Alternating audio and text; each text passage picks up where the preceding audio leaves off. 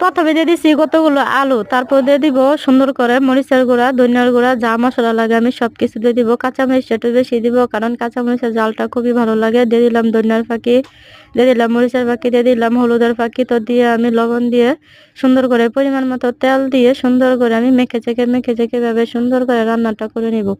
আর বুঝতেই তো পারছেন মাখাটা হলে তরকারিটা যে কত স্বাদ লাগে। আর ছোট মাছ খেতে আমার এভাবে অনেক ভালো লাগে, 2 দিন যাবত খেতে খুবই ভালো লাগে, আরো আমার বেশি বেশি ভালো লাগে, এত ভালো লাগে কাঁচামরিচটা খেতে যে স্বাদ লাগে এটার ভিতরে বলার মতো না। মাছগুলো দিয়ে দিয়েছি, মাছগুলো সুন্দর করে দিয়ে নাড়াচাড়া করে সুন্দর করে আমি এখানে পানিগুলো দিয়ে দিব। তো পানিটা আমি দিয়ে দিলাম, পানিটা দিয়ে সুন্দর করে জাল দিব। জাল দেওয়ার পর আমার তরকারিটা সুন্দর করে দেখবেন একেবারে 5 মিনিটের ভিতরে আমার তরকারিটা হয়ে গেছে। এই যে দেখেন সুন্দর করে 5 মিনিটে তরকারিটা দেখেন কত সুন্দরভাবে হয়ে যাবে। এই যে ধনিয়ার গুঁড়াগুলো, ধনিয়ার পাতাগুলো দিয়ে দিছি, শেষ। দেখেন কত সুন্দর হয়েছে।